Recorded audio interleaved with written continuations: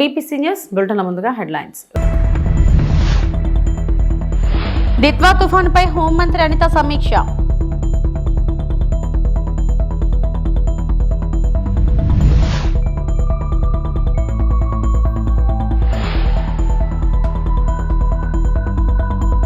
కేజీహెచ్లో అగ్ని ప్రమాదం.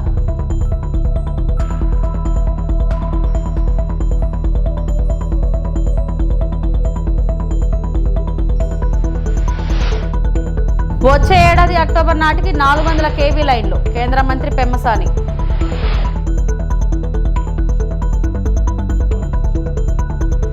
నైరుతి బంగాళాఖాతంలో దిత్వా తుఫాను నేపథ్యంలో విపత్తుల నిర్వహణ సంస్థ కార్యాలయంలో హోం విపత్తుల నిర్వహణ సంస్థ మంత్రి వంగలపూడి అనిత ఈ రోజు సమీక్ష నిర్వహించారు. తుఫాను తీవ్రతను బట్టి ఎప్పటికప్పుడు అంచనా వేసి ప్రభావిత జిల్లాలను అలర్ట్ చేయాలని అధికారులను ఆదేశించారు. సహాయక చర్యలకు ఎన్డీఆర్ఎఫ్, ఎస్డీఆర్ఎఫ్ బృందాలను పంపించాలన్నారు. రేపు, ఎల్లుండి ప్రకాశం, నెల్లూరు, శ్రీ సత్యసాయి, కడప, అన్నమయ్య, చిత్తూరు, తిరుపతి జిల్లాల్లో అక్కడక్కడ భారీ వర్ష సూచన ఉందని హోంమంత్రికి అధికారులు వివరించారు. దీంతో ఆయా జిల్లాల కలెక్టర్లతో అనిత ఫోన్లో మాట్లాడారు. విపత్తుల సంస్థ టోల్ ఫ్రీ నెంబర్లు 1112-1070-4250-101 సంప్రదించాలని తెలిపారు. శిథిలావస్థలో ఉన్న ఇళ్లలో ఉండే వారిని గుర్తించి ముందుగానే సురక్షిత ప్రాంతాలకు తరలించాలని ఆదేశాలు జారీ చేశారు. అవసరమైతే ప్రజలను సహాయక శిబిరాలకు తరలించడానికి సిద్ధంగా ఉండాలన్నారు.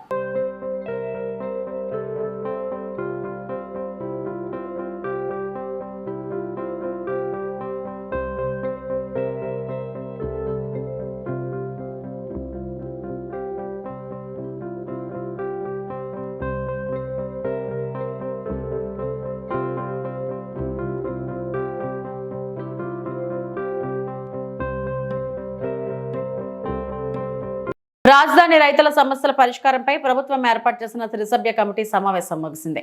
అమరావతి సిఆర్డీఏ కార్యాలయంలో ఏర్పాటు చేసిన ఈ సమావేశానికి కేంద్ర మంత్రి పెమ్మసాని చంద్రశేఖర్, మంత్రి నారాయణ, ఎమ్మెల్యే శ్రావణ్ కుమార్, సిఆర్డీఏ అధికారులు హాజరయ్యారు. జరీబు, మెట్ట భూములు, గ్రామ కంఠాలు, అసైన్డ్ లంకా భూముల అంశంపై చర్చించారు. అనంతరం మీడియాతో మాట్లాడారు. జనరల్ గా ప్లానింగ్ చేసినప్పుడు వాస్తు వాటికి కొన్ని బ్యాడ్ ఫేసింగ్ వాటిని మనం వాటికి ఎలా చేయకూడదు. అందులో north west, east south east, south west, west south west bad facing. ఇలాంటి ప్లాట్స్ కనుక ఎవరికైనా సరే, ఇంతకుముందు రిజిస్టర్ చేసుకున్న వాళ్ళైనా లేకపోతే ఇంకా రిజిస్టర్ చేసుకోలేని వాళ్ళైనా చేసుకుండా ఉండని వాళ్ళు కూడా ఈ బ్యాడ్ ఫేసింగ్లో కనుక వాళ్ళకి ప్లాట్ అలాట్ అయితే వీటిని ఆల్టర్నేటివ్గా గుడ్ వాస్తు ఉన్న ప్రకారం రూల్స్ ప్రకారం ఏవైతే ఉన్నాయో అవి రీఅలాట్ చేస్తారు లాటరీలో. అది కూడా లాటరీలో చేస్తారు. వాటికి అయ్యే రిజిస్ట్రేషన్ ఖర్చు గవర్నమెంట్ భరిస్తుంది. కాబట్టి అలాంటివి ఉంటే ఈ 156 మందిలో ఇవన్నీ ఒకసారి చెక్ చేసి అలాంటి వాళ్ళందరికీ చేస్తారు. అది ఒకటి. ఇంకొకటి వాళ్ళు అడిగింది, రైతులంతా ఏమడిగారంటే కమర్షియల్లో కూడా ఒరిజినల్ ప్లానింగ్ ప్రకారం కమర్షియల్లో వాస్తుని మనం ఈ రోడ్డు పోవటం తీసుకోకపోతే వాళ్ళు ఏమంటున్నారంటే వెస్ట్ సౌత్ వెస్ట్, సౌత్ వెస్ట్లో మాకు ప్రాబ్లం ఉంది, అది కూడా మాకు ఇబ్బందికరమైందే, దాన్ని కూడా మార్చాలని అడుగుతా ఉన్నారు. అది ఒక ఇష్యూ. రెండోది, మెయిన్ రోడ్డు పెద్దగా ఉంది, చిన్న రోడ్డు ఏమో దానికి కనెక్ట్ అయ్యేది చిన్న రోడ్లు ఉన్నాయి. ఆ పెద్ద రోడ్డు ఉన్నది, చిన్న రోడ్డు ఉన్న చాట అది రోడ్డు పోర్టు కింద రాదు అని చెప్పి ఆ రోజు వాస్తు వాళ్ళు చెప్తే దాన్ని కూడా మనం ఇంక్లూడ్ చేయలేదు. అయితే వీళ్ళు ఏమంటున్నారంటే దాన్ని కూడా మీరు ఒకసారి కన్సిడర్ చేయమంటున్నారు. అయితే ఇవన్నీ అసెస్ చేయాలి. కమర్షియల్కి కానీ, large road, small road hits కానీ నెక్స్ట్ టైం రివ్యూకి అసెస్ చేసి ఇంపాక్ట్ ఎంత ఉందో చూసి అవేమన్నా సాధ్యం అయ్యే పని తక్కువ అయితే చేయగలిగితే చేస్తాం. అవి తక్కువ కాకుండా ఎక్కువ అయిపోయి అదంతా సిస్టమ్ అంతా డిస్టర్బ్ అయ్యే పని అయితే వాటిని చేయాలంటే కష్టం.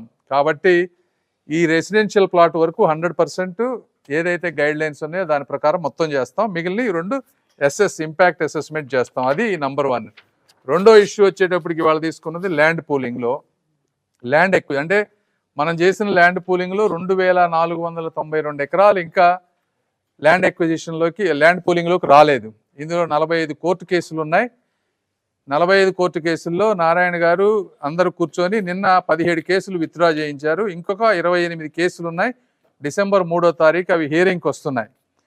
ఇవన్నీ క్లియర్ అయిపోతే డిసెంబర్ 10th కల్లా నోటిఫికేషన్ ఇచ్చి ఆ విలేజెస్లో ల్యాండ్ ఎక్విజిషన్ చేయాలనేది ఒకటి. అది గవర్నమెంట్ ప్రొసీజర్ ప్రకారం. గవర్నమెంట్ ప్రొసీజర్ ప్రకారం కాకుండా లోకల్గా ఉన్నటువంటి ఎమ్మెల్యే గారు కానీ నాయకులు కానీ వీరందరితో మాట్లాడి ఈ కోర్టులు ఈ గొడవలు లేకుండా ల్యాండ్ పూలింగ్లోకి ఇచ్చే విధంగా వాళ్ళు ప్రయత్నం చేస్తారు. ఇందులో ప్రాబ్లం ఏమైందంటే ఈ డిజైన్ చేసినప్పుడు చాలా మందికి ఈ ల్యాండ్ కూడా గవర్నమెంట్కి వస్తుందని చెప్పి ఇందులో ప్లాట్స్ వేశారు. ఈ ప్లాట్స్ వాళ్ళు వెళ్తేనేమో రైతులు అక్కడ వాళ్ళకి లేదు కాబట్టి వాళ్ళకి ఇబ్బంది అవుతుంది. వీళ్ళకి సొల్యూషన్ ఏంటంటే చిన్న ప్లాట్స్ ఇది ఒక 3-4 నెలల్లో ఇది సాల్వ్ అవుతుంది కోర్టు ద్వారా కానీ లేకపోతే మా ప్రయత్నం ద్వారా కానీ.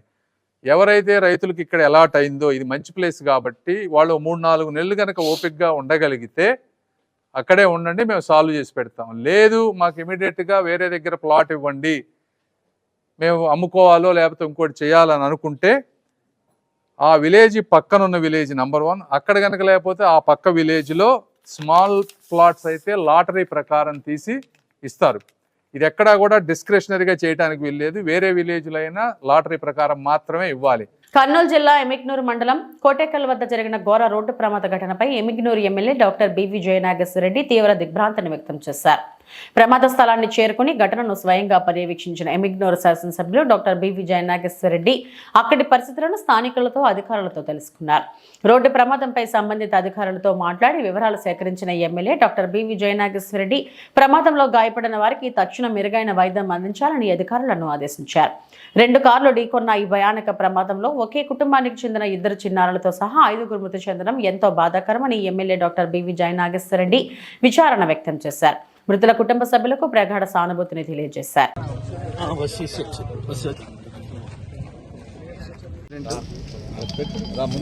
ఏదైతే తెల్లవారుజాము 4 నుంచి 5 గంటల లోపు జరిగినటువంటి ప్రమాదం, ఇప్పుడే పోలీసు వారు డిఎస్పీ గారు, ఏఎస్పీ గారు, సిఏ గారు వారు చెప్పిన వివరాల ప్రకారం ఏదైతే ఆ సమయంలో కొద్దిగా ఆ డ్రైవర్ ఎవరైతే ఉన్నారో నిద్రపోయినట్టుగా అనిపిస్తూ ఉంది. అదే రకంగా కొంచెం చలికాలంలో ఫాగ్ ఉండడం వల్ల కూడా కొద్దిగా మసగగా ఉంటుంది పరిస్థితి. డైరెక్ట్గా ఇంపాక్ట్ చూస్తే మీరు అటు పోవాల్సిన వ్యక్తి ఆ డిజైర్ ఏదైతే ఉందో ఆల్మోస్ట్ రైట్కి రావడం, అక్కడి నుంచి వచ్చే వ్యక్తి డైరెక్ట్గా లెఫ్ట్ సైడ్ ఇంపాక్ట్. దురదృష్టం ఏమంటే ఆ కారులో ఉన్నటువంటి 7 మంది ప్రయాణించే వాళ్ళలో దాదాపు 5 మంది అక్కడికక్కడికే స్పాట్ డెడ్. 2 చిన్నపిల్లలు కూడా ఉన్నారు. కోలార్ నుంచి చిక్క హొసల్ అనే గ్రామం అని చెప్పి అక్కడ ఆ ప్రాంతం నుంచి చెప్పడం జరిగింది. ఇంకొక వెహికల్ ఏమో హైదరాబాద్ నుంచి వస్తున్నారు. సో మొత్తానికి ఓవరాల్గా చూస్తే దురదృష్టకరం, అసలు చాలా దుర్ఘటన. వారి కుటుంబాలకు ప్రగాఢ సానుభూతి తెలియజేస్తున్నాం. ఇక్కడ ఏదైతే ఉందో చర్యలు కూడా ఆ యాక్సిడెంట్ జరిగినటువంటి ఆ వెహికల్ ఏదైతే ఉందో అక్కడ నుంచి 4 తీవ్రంగా గాయపడ్డారు, వాళ్ళని కూడా హాస్పిటల్లో చేర్చడం జరిగింది. ఈ యొక్క బాడీస్ కానీ అదే రకంగా వారి కుటుంబ సభ్యులు కూడా వివరాలు చేర్చడం జరిగింది. ఇటువంటి దుర్ఘటనలు కూడా చూస్తున్నాం దాదాపు ఈ మధ్య కాలంలో.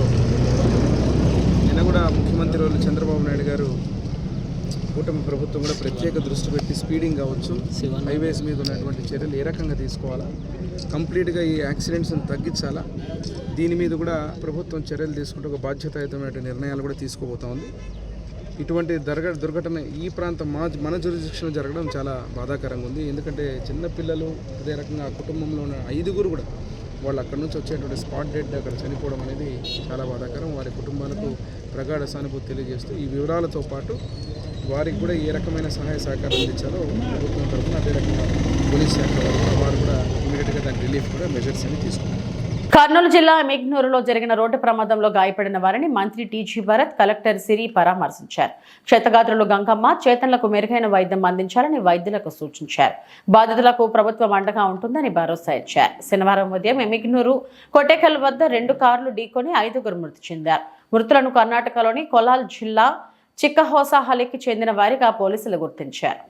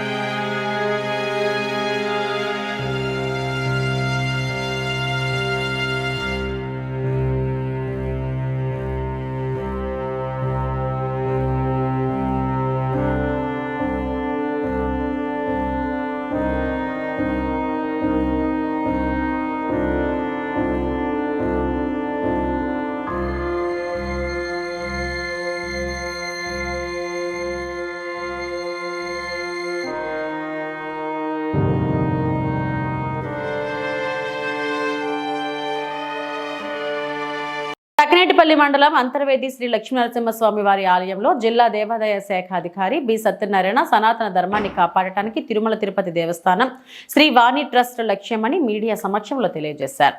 ఎస్సీ, ఎస్టీ, బీసీ, ఓసీ కేటగిరీలో భజన మందిరాలు నిర్మించనున్నాయి. వాటిలో భాగంగా 5 సెంట్లు భూమికి 10 లక్షలు, 8 సెంట్ల భూమికి 15 లక్షలు, 10 సెంట్ల స్థలాన్ని 20 లక్షల చొప్పున దేవాదాయ ధర్మాదాయ శాఖ ఆధ్వర్యంలో నిర్మిస్తామని తెలిపారు. పాడైన ఆలయ నిర్మాణంకు గాలిగోపురం ప్రాకారాలు, ధ్వజస్తంభం నిర్మాణాలకు CGF ఫండ్ నుండి 33 మ్యాచింగ్ ఫండ్ కడితే శ్రీవాణి ట్రస్ట్ ద్వారా 67% అంటే నిర్మించబడినవి. ప్రస్తుతం 38 దేవాలయాలు 33 కోట్ల రూపాయలతో నిర్మించబడుతున్నాయని తెలిపారు.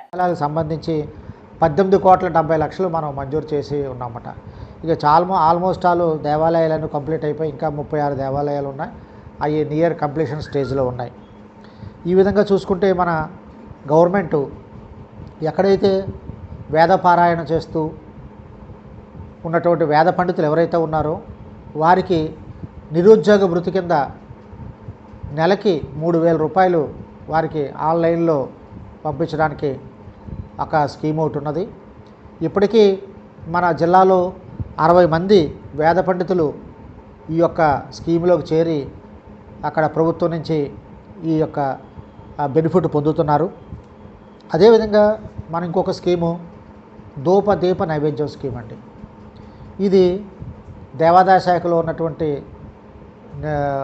దేవాలయాలకు సంబంధించి ఎక్కడ ఆస్తులు లేకుండా ఉండి నిరాధరణ అయినటువంటి దేవాలయాలు ఏవైతే ఉన్నాయో 5 ఎకరాల లోపు భూములు ఎక్కడైతే ఉన్నాయో అక్కడ అటువంటి దేవాలయాల్లో మనకి గవర్నమెంట్ నుంచి మనకి దీప నైవేద్యం స్కీమ్ అని చెప్పి మనకి 10,000 రూపాయలు నెలకి ఆ దేవాలయానికి ఇచ్చేటట్టుగా ఒక స్కీమ్ కూడా ఒకటి ఉంది.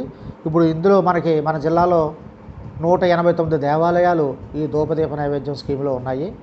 అవన్నీ కూడా చక్కగా నడుస్తున్నాయి. అక్కడ అర్చకుడు అక్కడ ఉండి చేయవలసినటువంటి ప్రత్యేకంగా పూజలు చేయవలసిన అవసరం ఉంది. ఈ దీప నైవేద్యం స్కీమ్కి సంబంధించి అక్కడ ప్రతిష్ఠ దేవాలయం అయి ఉండాలన్నమాట. అంటే రాతి ప్రతిష్ఠ, విగ్రహాలు రాతితో చేసి ప్రతిష్ఠ జరిగి ఉండాలి. లేదా విమాన గోపురం లేకపోతే ధ్వజస్తంభం ఉన్నటువంటి దేవాలయాలు అయ్యి ఉండి 25 సంవత్సరాలు పైబడి కట్టబడినటువంటి దేవాలయాలు ఏవైతే ఉన్నాయో వాటికి ఈ స్కీము వర్తిస్తుంది. ఈ స్కీములో మనకి 189 దేవస్థానాలు మనకి ఇందులో బెనిఫిట్ పొందుతున్నాయి.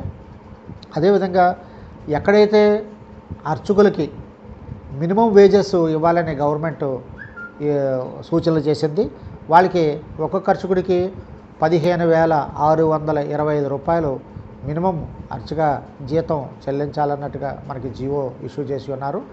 దాని ప్రకారం ఇప్పుడు ఎక్కడైతే దేవాలయాల్లో మనకి ఫండ్స్ ఉన్నాయో దాంట్లో మనం ఖచ్చితంగా వాళ్ళకి 15,625 రూపాయలు మనం చెల్లించడం జరుగుతుంది. విశాఖ KGH లో అగ్ని ప్రమాదం జరిగింది. కార్డియాలజీ విభాగంలో స్వల్పంగా మంటలు చెలరేగాయి. అప్రమత్తమైన అగ్నిమాపక సిబ్బంది మంటలను ఆర్పివేశారు. పూర్తి వివరాలు తెలియాల్సి ఉంది.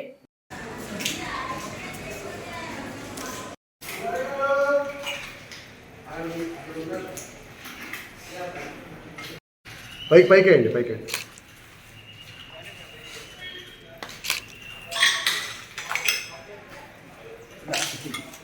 ఏసీలో వచ్చండి.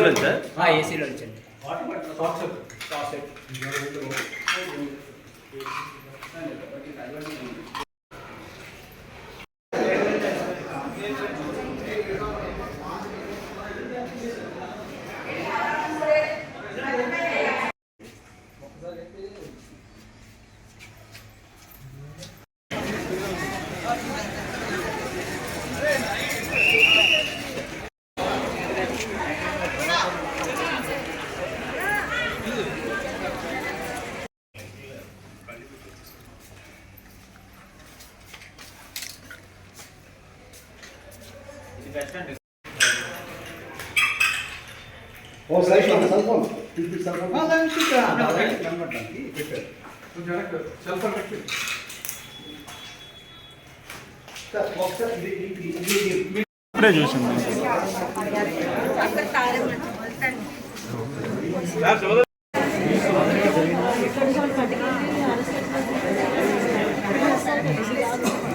పవర్ రెజ్యూమ్ అయిపోయిందా? రేణిగుంట మండలం ఆరుమల్లవరం గ్రామంలో శనివారం నిర్వహించిన రైతన్న నీకోసం కార్యక్రమానికి శ్రీకాళహస్తి ఎమ్మెల్యే బొజ్జల సుధీర్ రెడ్డి హాజరై ప్రత్యక్షంగా రైతులతో మాట్లాడారు. గ్రామంలోని వ్యవసాయ పరిస్థితులు, సాగు సవాళ్లు, ఎరువులు, విత్తనాలు లభ్యత, నీటి సమస్యలు, పంట బీమా అంశాలపై రైతుల నుంచి వివరాలు సేకరించారు. ఎమ్మెల్యే వెంటనే సంబంధిత శాఖల అధికారులు సూచనలు జారీ చేశారు.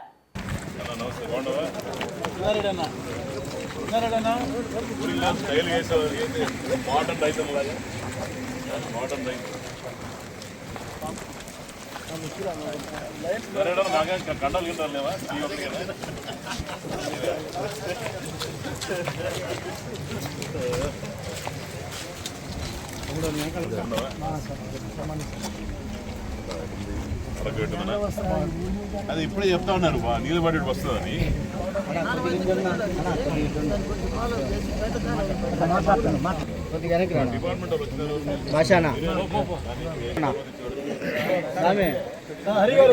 మీరు ప్రభుత్వం మీద ఆనందంగా ఉందా? మీరు చదవడానికి డబ్బులు ఇస్తున్నారా? ఆనందంగా ఉందా? అది రైతన్న ఇప్పుడు మీకు వచ్చిందా? డబ్బులు వచ్చిందా? ఎంత వచ్చింది? పోయిన ఎమ్మెల్యే ఎప్పుడు వచ్చినాడా మీ ఇంటికాడికి? ఎప్పుడన్నా ఎలక్షన్ అయిన తర్వాత రాలే. మేము కరెక్ట్గా నెల నెల వస్తూ ఉన్నాం, తిరుగుతూ ఉన్నాం, అందరిని పూజ పని చేస్తాం. అది కూడా మోస్ట్ ఇంపార్టెంట్.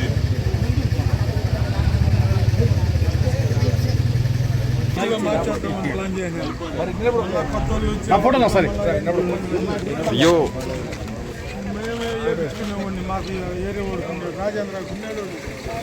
ఓకే. అదోని మండలం పరిధిలో పెద్దతుంబలం గ్రామాన్ని మండల కేంద్రంగా ప్రకటించాలి.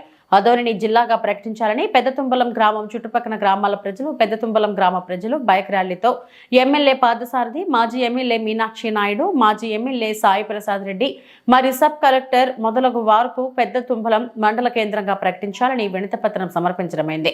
ఈ కార్యక్రమంలో పెద్దతుంబలం మండల సాధన సమితి సభ్యులు, పెద్దతుంబలం గ్రామానికి చుట్టుప్రక్కల ఉన్న గ్రామ సర్పంచులు, ఎంపీటీసీలు, ప్రజలు తదితరులు పాల్గొన్నారు. ఉప ముఖ్యమంత్రి గారు అనుమతి లేకుండా నేను మాట్లాడడం సాధ్యం అవుతుందా? జిల్లా గురించి మాట్లాడింది నేను అసెంబ్లీలో నిజం కాదా? జిల్లా ఉద్యమాన్ని మళ్ళీ నిద్ర లేపింది నేను కాదా? ఊరూరు తిరిగి మ్యాప్లు వేసి చూపెట్టి చివరికి ఆటో వాళ్ళు మా ఇంటికి వస్తే కూడా ఆటో వాళ్ళకందరికీ కూడా ఎందుకు జిల్లా కావాలని చూపించిన వీడియోని మీరు ఎవరు చూడలేదా? మరి ఆ మాట ఎలా అంటారు? ఎవరు ముఖ్యమంత్రి గారికి తెలియదు, ఎవరికి తెలియదు. నేను అయ్యా నాకు ఎటువంటి క్రెడిట్ అక్కర్లేదు అయ్యా, మేమందరికీ చెప్తా ఉంటాం. జిల్లా అయితే చాలు, 4 మండలాలు అయితే చాలు. ఆ క్రెడిట్ ఏదో మీరే పెట్టుకోండి, ఆ కిరీటం ఏదో మీరే పెట్టుకోండి. డాక్టర్ ఎమ్మెల్యే పార్థసారథి గారి నాయకత్వం, ఎమ్మెల్యే పార్థసారథి గారి నాయకత్వం. నాకు ఎటువంటి కిరీటం అక్కర్లా, ఊరిని అభివృద్ధి చేస్తే చాలు. నాకు కిరీటాలన్నీ మీరే పెట్టుకున్నాయా, పెద్ద పెద్ద దాంట్లో మీరే వేసుకున్నాయా, శాలువాలు కూడా మీరే వేసుకున్నాయా. అందరూ వచ్చి నిలబడి ఈరోజు అబద్ధాలు మాట్లాడకుండా ప్రజల పక్షాన్ని నిలబడి మాట్లాడాయా. ఇదే నేను కోరుకునేది. ఈ రోజుకైనా ఏ రోజుకైనా నా కంఠంలో ప్రాణం ఉండగా నేను చెప్పే మాట ఇదే. ఆదోనిని జిల్లా చేయాలి, ఆదోనిని చేయాలి, ఆదోని 4 మండలాలు చేయాల్సిందే. ఆదోని 4 మండలాల్లో పెద్ద హరివాణం, పెద్ద తుమ్మలంతో పాటుగా ఇంకొక 2 మండలాలు ఎటు చేసినా ఇబ్బంది లేదు. ఎందుకంటే ఈ 2 పెద్ద గ్రామాలని మండలాలు చేయాల్సిందే. ఈ పరిస్థితిని నేను మొదటి నుంచి చెప్తా ఉన్నా, ఈ రోజు చెప్తున్నా, ఏ రోజు కన్నా సాధించి తీరుతానని మాత్రం మీ అందరికీ చెప్తాను. బాలకృష్ణతో అఖండ 2 చేస్తే అందరికీ పరమేశ్వరుడే కనిపించాలన్న లక్ష్యంతో బరిలోకి దిగినట్లు దర్శకుడు బోయపాటి శ్రీను అన్నారు. ఆయన దర్శకత్వంలో బాలకృష్ణ హీరోగా ముస్తాబైన చిత్రం అఖండ 2 డిసెంబర్ 5న ప్రేక్షకుల ముందుకు రానుంది. ఈ నేపథ్యంలో హైదరాబాద్ లో ప్రీ రిలీజ్ ఈవెంట్ ఏర్పాటు చేశారు. ఆ భగవంతుడే తనతో ఈ చిత్రం చేయించుకున్నాడని బోయపాటి అన్నారు. అందరికీ నేను పేరు పేరున నా కృతజ్ఞత తెలియజేస్తున్నాను. నేను ఎమోషన్ని నమ్ముతానండి. ఒక కథ వెళ్ళే విధానంలో ఉండే ఎమోషన్ని నమ్ముతాను. ఆ ఎమోషన్ నుంచి వచ్చి ఒక యాక్షన్ని నమ్ముతాను. ఆ యాక్షన్ నాకు ఈ సినిమాలో నాతో పాటు పనిచేసిన వాళ్ళు రామలక్ష్మణుల మాస్టర్ గారు అండ్ ఫ్యూచర్లో ది బెస్ట్ ఫైట్ మాస్టర్ అయ్యే రాహుల్, వీళ్ళు నాకు పనిచేశారు. ఓకే మాస్టర్, మీకు ఒక్క మాట చెప్తున్నాను, మనం ఏం చేశాము అనేది రేపు సినిమా చూస్తారు, చూసిన ఆడియన్స్ మాట్లాడతారు, ఆ రోజు సక్సెస్లో మనం మాట్లాడతాం సక్సెస్ మీట్లో. కానీ ఒక్కటి మాత్రం మీకు కరెక్ట్ గ్యారంటీ చెప్పగలను మాస్టర్, మీకు ఒక మంచి కొడుకున్నాడు, వాడు మంచి టెక్నీషియన్, ఫ్యూచర్లో ది బెస్ట్ మాస్టర్ అవుతాడు తెలుగు ఇండస్ట్రీలో, నన్ను నమ్మండి. మా శంకర్ మాస్టర్ గారు ఇప్పుడు కాదు, నాకు భద్రా నుంచి నాతో పాటు ప్రతి సినిమాలోనూ పనిచేస్తూ ప్రతి సినిమాలోనూ, ఇక నేను ఏమంటానంటే మామూలుగా అతనితో మాట్లాడేటప్పుడు నా మాస్టర్ అనను, బ్రదర్ అని పిలుస్తాను. నాకు అంత క్లోజ్, అంత ఇదిగా ఉంటారు నేనంటే. మన సినిమాకి అంత ప్రాణం పెట్టి పనిచేస్తారు. అలాగే ఈ సినిమాకి పనిచేసిన ఇంకొక మాస్టర్ మాస్ సాంగ్కి పనిచేస్తున్నారు, భాను మాస్టర్. మీకు ఐడియా ఉంది, నాకు సరైనోడులో టైటిల్ సాంగ్ చేశాడు. ఆ తర్వాత మళ్ళీ అఖండాలో జైబాలయ్య చేశారు. ఈరోజు జాజికాయ అనే సాంగ్ చేశారు. So brother, thank you very much. మన జర్నీ ఇలాగే ఉంటుంది. మాస్టర్ శంకర్ మాస్టర్ గారు, మన జీవితంలో మన జర్నీ ఇలానే ఉండాలి, ఎప్పుడు అలానే ఉంటుంది. అలాగే మన ప్రకాష్, ఆర్ట్ డైరెక్టర్ ప్రకాష్ గారు, ఇక ప్రకాష్ గారి గురించి చెప్పే పని లేదండి. నిజంగా సృష్టికి ప్రతి సృష్టి అంటే వాళ్ళే చేయగలరు. నాకు బాగా నా చేతిలో ఉండి ప్రతిదీ ఏదైనా సరే ఒకటి చెప్పింది అర్థం చేసుకొని అర్థవంతంగా మనకు సెట్ ఇవ్వగలిగిన వ్యక్తి ఆయన. సో గ్యారంటీ మనస్ఫూర్తిగా తనను అభినందించాలి సార్. మన జర్నీ కూడా ఎప్పుడు ఇలాగే ఉండాలి. అలాగే ఇందాక ఆర్టిస్టుల్లో చెప్తూ మన రచ్చరవిని మర్చిపోయాను నేను. బ్రదర్, నువ్వు ఒక అద్భుతమైన ఆర్టిస్ట్వి, అది నేను చెప్పనవసరంలో, ఇందాక ఇక్కడే నటించి చూపించావు నువ్వు అద్భుతంగా. వాళ్ళు జీవించారనుకున్నారు, ఓకే నాకు తెలుసు, కానీ నీలో ఉన్న యాక్టర్ ఎవరో. ఓకే, చాలా బాగా మాట్లాడావు. ఏదైనా సరే ఒకళ్ళని ఇన్స్పైర్ చేయాలి అని అంటే అద్భుతంగా ఏం చెప్పాలనుకుంటున్నావో గుండెల్లోంచి అద్భుతంగా చెప్పావు. ఓకే, మీరు కూడా మాతో పాటు ఈ జర్నీ ఎప్పుడు అలానే కొనసాగించాలి. ఓకే, అలాగే 24 క్రాఫ్ట్స్లో ఒకటి నా కళ్ళు, అంటే నా విజన్ కరెక్ట్గా నేను ఏది తీస్తున్నానో అది చూపించే ఫ్రేమ్. 2 సౌండ్, నేను ఏది తీశానో దానికి న్యాయం చేసే సౌండ్. ఆ సౌండ్ నాకు అందించిన తమన్ గారికి మనస్ఫూర్తిగా నా కృతజ్ఞత తెలియజేస్తున్నాను. సార్, మన జర్నీ ఇప్పుడుది కాదు, ఎప్పటిదో సరైనోడు నుంచి మన జర్నీ ఉంది. ఈ రోజుకి మనం సక్సెస్లు కొడుతూనే ఉంటాం, ఎప్పటికీ కొడుతూనే ఉంటాం. మన జర్నీ ఆ విధంగా ఉంటుంది సార్. ఇలానే ఉండాలని చెప్పి మనస్ఫూర్తిగా కోరుకుంటున్నాను. ఇవి ఇప్పటివరకు నా బులెటిన్ అప్డేట్స్. నమస్తే.